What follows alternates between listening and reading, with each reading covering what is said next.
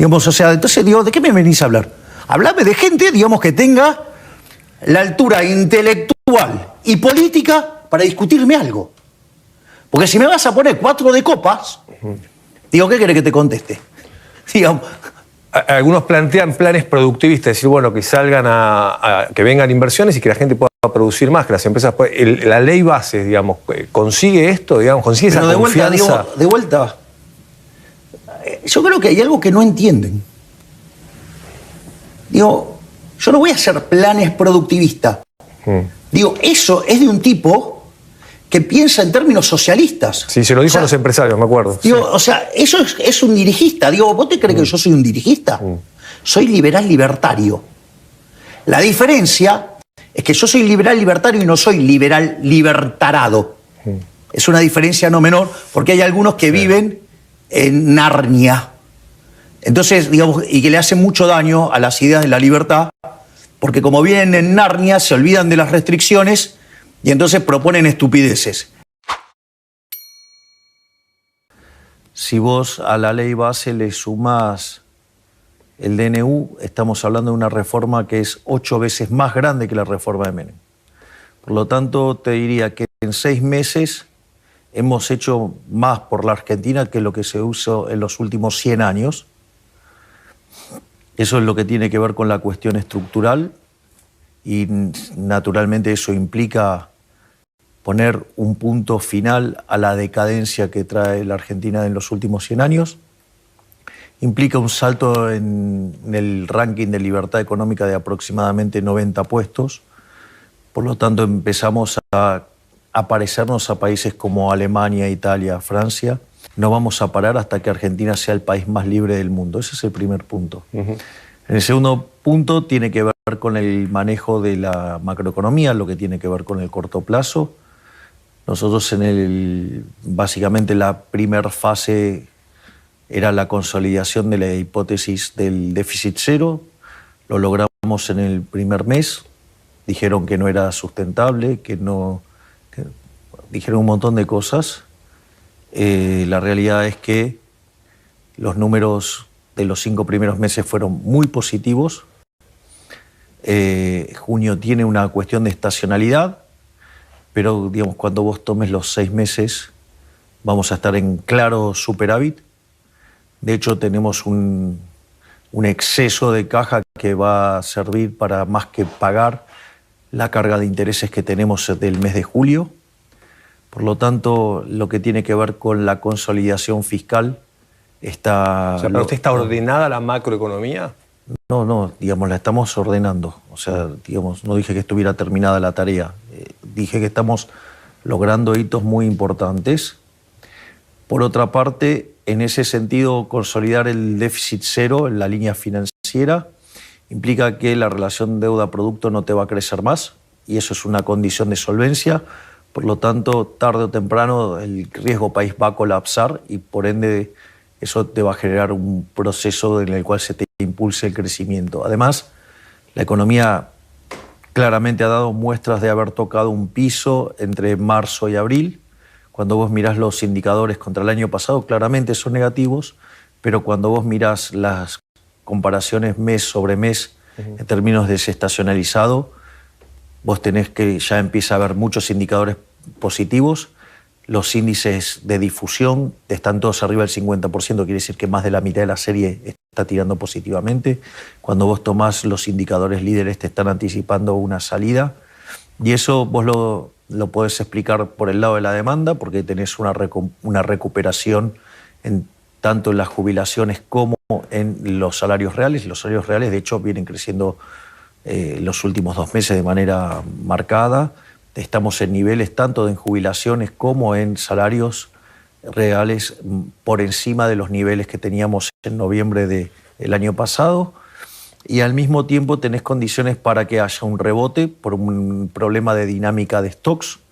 Es decir, la gente cuando vio lo que se estaba viniendo prefirió estoquearse, con lo cual sobrereaccionó en términos de producción y eso también te pegó negativamente y ahora lo tenés que recomponer.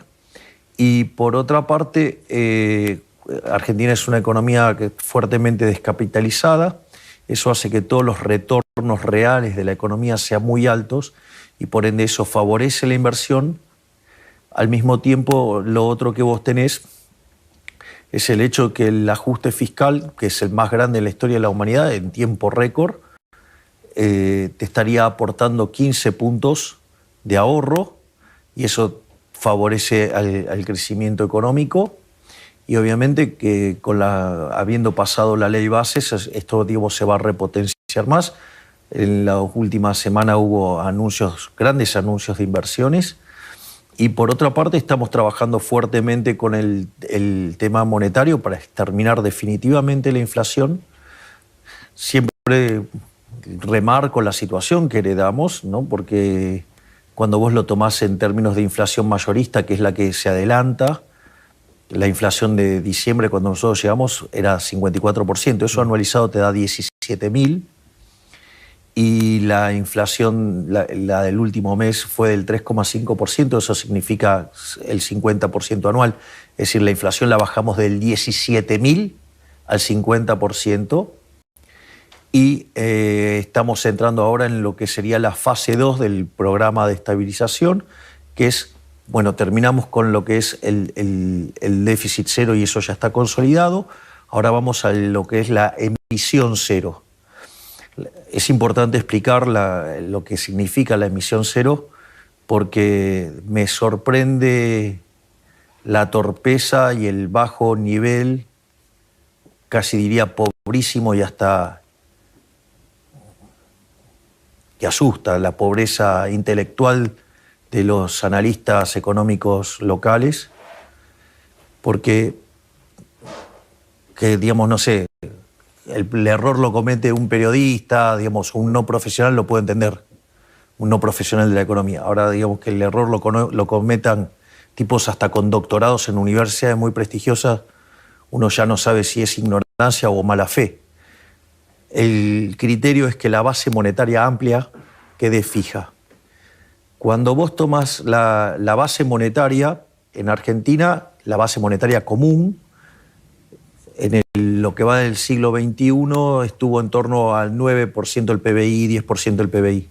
Hoy la base monetaria simple es de 2,8% del PBI, o sea, con lo cual sería un nivel de base monetaria propio de niveles previo a una hiperinflación. Y a eso, digamos, si vos le sumás los remunerados, estamos en torno a 6, 7 puntos del PBI.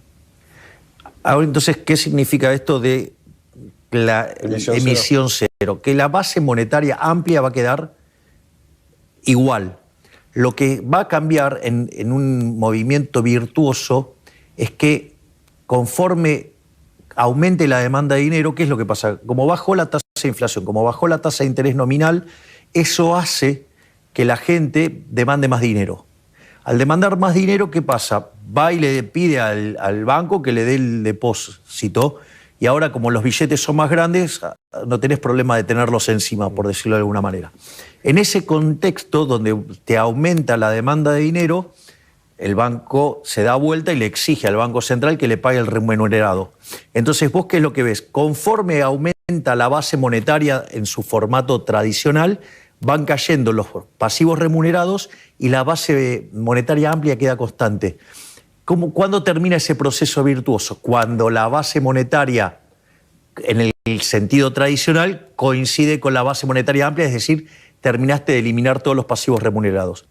Después hay otra cuestión más que tiene que ver con la marcha de la inflación. La verdadera marcha de la inflación es, vos hoy tenés una tasa de devaluación mes por mes del 2%. Sí. Algunos piden que sea mayor. Bueno, digamos, o sea, que pidan lo que quieran, digamos, o sea, son los mismos que vienen pifiando hace 6 meses todo. Así que la verdad que lo que digan, a mí ya me tienen absolutamente sin cuidado. No va a cambiar ese número del 2%. No, yo no voy a cambiar las cosas, y menos voy a cambiar las cosas por tipos que vienen pifiándoles hace 6 meses todo el tiempo.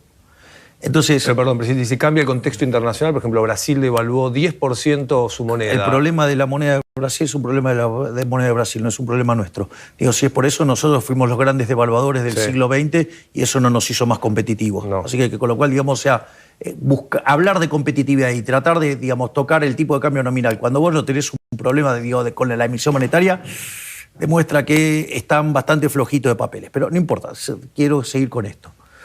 Entonces, por ejemplo, hoy nosotros en la núcleo o en mayorista la inflación es 3,5. Y la pauta de evaluación es 2, con lo cual lo que hay que achicar es 1,5 puntos de inflación. Una vez que nosotros lleguemos a 2% de inflación mensual, vamos a ir a 1. Y después, básicamente, vamos a ir a 0.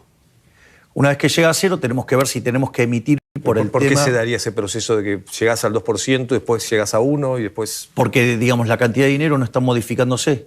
Entonces, en la medida que vos limpies todos los rezagos de la política monetaria, la tasa de inflación va a desaparecer. ¿Eso es para el 2025? No. Digo, eso va a depender de las decisiones de los individuos. Eso es lo que pasa. Si la gente de repente sale y demanda muchísimo más dinero, la tasa a la que cae la tasa de inflación es mucho más alta. O sea, mucho más acelerada. Entonces, en ese contexto, cuando vos llegues a 0, ahí no tenés más el tema de la tasa de evaluación. Entonces, ahí tenemos que elegir si vamos a dejar el tipo de cambio flexible o fijarlo, y eso lo vamos a determinar en función de cuánto quedó de base monetaria en términos de PBI, para saber que no hemos exagerado el ajuste monetario, por decirlo de alguna manera. En esa situación, si también tenemos resuelto el problema de los puts, automáticamente están dadas las condiciones para abrir el cepo. Es decir, con lo cual estos son los 3 elementos que vos tenés que estar mirando para también terminar con el fin del cepo. 2011 tenemos el cepo, porque digo, les toca a ustedes también gestionar un agotamiento de la gente con respecto a la inflación, o sea, convivimos con casi 17 años de inflación los argentinos y con un cepo que está desde el 2011, ¿no? Es decir, hay una ansiedad de que se resuelva. Yo entiendo los problemas de la ansiedad, digamos. Ahora yo te hago una pregunta. Tomá todos los videos, vos me has hecho notas antes y todo, videos míos hablando sobre la inflación. ¿Cuánto tiempo tarda para bajar la inflación? 18 meses. Ok, ¿cuánto llevamos? 6, 7. Y desde 17.000 la bajamos a 50. ¿Me comprendés lo que te digo? Es decir, nosotros estamos haciendo reformas estructurales para cambiar la decadencia de los últimos 100 años. Ahora, que eso sea instantáneo es bastante ingenuo. Digo, el tiempo no lo puedo manejar yo, porque como estoy obrando en un sistema de libertad, no lo sé. Digo, ahora, el mismo que dice que esto es imposible, es el mismo que dijo que no se podía hacer un ajuste de más de 1 punto del PBI. Y que jamás dio una opinión de cómo se resuelve el problema de los pasivos remunerados. Entonces, está hablando de Carlos Melconian, lo nombro sí, para... Sí, bueno, está bien, digamos, por eso, bueno, está bien. Digamos, tipos que le pifiaron sistemáticamente. Es decir, un tipo que nunca llegó a nada en la política. ¿No? Digamos, o sea, entonces, digo, ¿de qué me venís a hablar? Hablame de gente, digamos, que tenga la altura intelectual y política para discutirme algo. Porque si me vas a poner 4 de copas, digo, ¿qué querés que te conteste? Digamos... Algunos plantean planes productivistas, es decir, bueno, que salgan que vengan inversiones y que la gente pueda producir más, que las empresas puedan... La ley base, digamos, ¿consigue esto? Digamos, ¿consigue esa confianza? De vuelta, yo creo que hay algo que no entienden. Digo, yo no voy a hacer planes productivistas. Digo, eso es de un tipo que piensa en términos socialistas. Sí, se lo dijo a los empresarios, me acuerdo. Digo, o sea, eso es un dirigista. Digo, ¿vos te crees que yo soy un dirigista? Soy liberal libertario. La diferencia es que yo soy liberal libertario y no soy liberal libertarado. ¿Ok? Digo, es una diferencia no menor, porque hay algunos que viven en Narnia. Entonces, digamos, y que le hacen mucho daño a las ideas de la libertad, porque como viven en Narnia, se olvidan de las restricciones y entonces proponen estupideces. Entonces, ni es cierto lo que dice el fracasado de López Murphy, y tampoco es cierto lo que dice el resentido fracasado de Melconian, que además son parte de la decadencia argentina, son parte del fracaso argentino. Los dos.